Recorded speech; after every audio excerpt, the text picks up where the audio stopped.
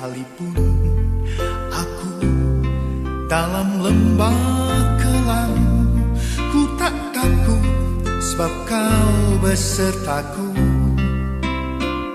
Sekalipun badai topan datang menerpa, ku tak gentar sebab kau di sisiku. Shalom Bapak Ibu Saudara-saudara sekalian, selamat pagi. Selamat kita bertemu kembali dalam renungan pagi hari ini untuk kita semua. Saya sebelum mulai membacakan bagi kita semuanya, kita berdoa lebih dahulu. Bapa di surga, kami bersyukur pada pagi hari ini karena Tuhan masih memberikan kami kesehatan, kesempatan untuk kami boleh menghirup udara pagi, dan kami boleh mengalami pemeliharaan Tuhan sepanjang malam yang Tuhan sudah nyatakan bagi kami. Sebelum kami memulai tugas kami pagi hari ini, kami berdoa kiranya Tuhan berikan kami kekuatan, pertolongan Tuhan, pimpinan-Mu menyertai kami. Secara khusus kami akan merenungkan firman Tuhan, berkati firman-Mu dalam nama Tuhan Yesus. Amin. Pagi hari ini kita akan membaca Amsal 24 ayat 10. Saya berikan judul pada masa kesesakan. Firman Tuhan berbunyi, Amsal 24 ayat 10. Jika engkau tawar hati pada masa kesesakan, kecillah kekuatanmu.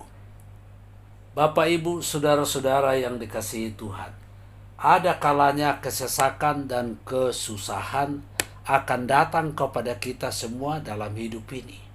Itu tidak bisa disangkali. Pasti sebagai manusia akan pernah, bahkan kemungkinan keseringan, lebih banyak kesesakan dan lebih banyak kesusahan daripada kesenangan yang dialami oleh manusia. Tetapi pagi hari ini firman Tuhan berkata di dalam Yakobus pasal 1 ayat yang ketiga, kita mengenakan kekang pada mulut kuda sehingga ia menuruti kehendak kita. Dengan jalan demikian kita dapat juga mengendalikan seluruh tubuhnya. Nah, artinya apa saja yang kita katakan akan dihakimi. Kita akan dihakimi berdasarkan perkataan kita sendiri.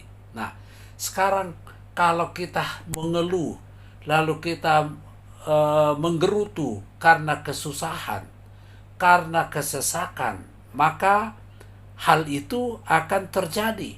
Tetapi mari coba kita belajar dalam segala hal kita mau mengucap syukur, kita mau kendalikan mulut kita untuk mengucapkan syukur, terima kasih.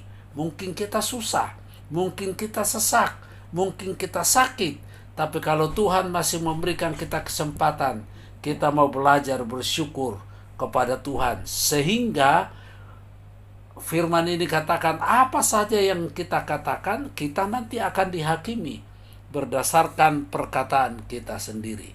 Nah, karena itu poin pertama, kita ketika saat itu tiba, orang percaya harus kuat di dalam Tuhan. Nah, ketika kesesakan, ketika kesusahan menimpa kita, sekali lagi, mari kita mau belajar percaya, sehingga Tuhan akan memberikan kita kekuatan. 2 Timotius 2 ayat 1. Sebab itu, hai anakku, jadilah kuat oleh kasih karunia dalam Kristus Yesus. Paulus mengatakan ini kepada Timotius sebagai anak didiknya.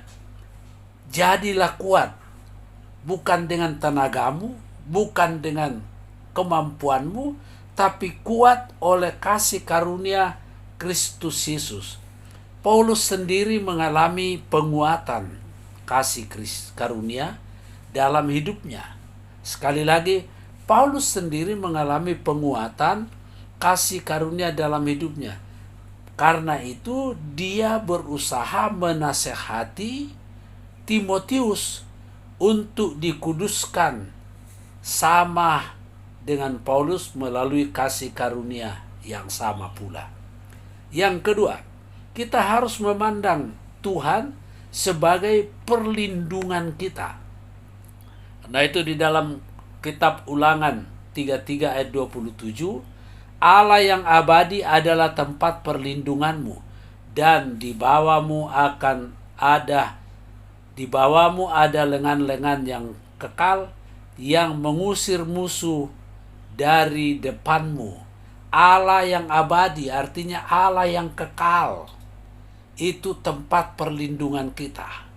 Nah, kalau kita berlindung kepada manusia, manusia tidak kekal. Manusia terbatas.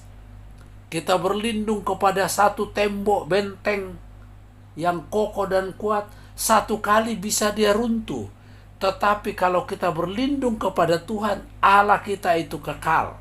Sehingga di bawah lengan kita yang kekal, Ia mengusir musuh dari depanmu.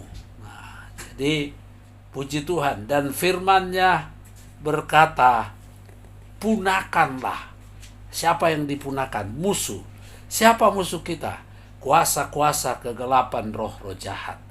Oleh karena itu Mazmur 9 ayat 10, demikian Tuhan adalah tempat perlindungan bagi orang yang terinjak. Tempat perlindungan pada masa kesesakan. Kita tidak perlu lari kepada siapa saja. Kita tidak perlu mencari perlindungan di dunia ini. Tetapi yakinlah Tuhan adalah tempat perlindungan. Sekalipun kita mungkin seperti terinjak, tidak ada daya, tetapi Dia perlindungan bagi orang yang mengalami kesesakan. Dan yang terakhir, poin 3, kita harus berseru kepadanya dengan yakin akan janjinya untuk tidak meninggalkan kita. Tuhan berjanji, aku akan menyertai kamu sampai kepada kesudahan alam. Dan Dia tidak pernah ingkar janji. Manusia boleh ingkar janji, tapi Tuhan tidak pernah ingkar janji. Karena itu di dalam surat Ibrani pasal 13 ayat 5, janganlah kamu menjadi hamba uang, dan cukupkanlah dirimu dengan apa yang ada padamu, karena Allah telah berfirman, aku sekali-kali tidak akan membiarkan engkau, dan aku sekali-kali tidak meninggalkan engkau. Nah, kadang-kadang kita berpikir, kalau kita banyak uang, kalau kita banyak harta, maka amanlah segala sesuatunya. Sebenarnya tidak mutlak demikian. Yang paling penting itu, boleh kita punya harta, boleh kita punya segalanya, tapi jangan lupa, Tuhanlah tempat perlindungan. Dia tidak akan pernah meninggalkan kita. Harta bisa meninggalkan kita. Kalau sudah ada bencana alam terjadi, seperti di kota Masamba, bencana alam terjadi, harta bisa meninggalkan yang punya harta itu. Rumah bisa meninggalkan orang yang punya rumah, dan segala bisa meninggalkan orang-orang yang memilikinya. Tetapi orang yang mengandalkan Tuhan dengan setia diberikan kekuatan dan kasih karunia yang cukup untuk bisa menghadapi, membuat mereka bertahan pada masa kesukaran. Amin. Tuhan memberkati. Bapa di surga, Bapa dalam nama Tuhan Yesus, Tuhan kiranya memberkati firman-Mu yang hamba sudah sampaikan, dan kiranya semua yang mendengar boleh diberkati dan diberi kekuatan dan tetap tekun, dan sekalipun di dalam masa kesesakan mereka tetap berseru kepada Tuhan, karena Tuhanlah menjadi tempat perlindungan. Tuhan menjadi benteng pertahanan bagi umat manusia. Berkati mereka yang sakit, Tuhan Engkau pulihkan jamah. Berkati yang susah, Tuhan hiburkan. Yang lemah kuatkan. Dan Bapa di surga, kami tetap berdoa untuk bangsa dan negara kami, pemerintah kami. Tuhan berkati dari pusat sampai daerah. Terpujilah nama-Mu. Ini doa syukur kami pagi hari ini dalam nama Tuhan Yesus. Haleluya. Amin.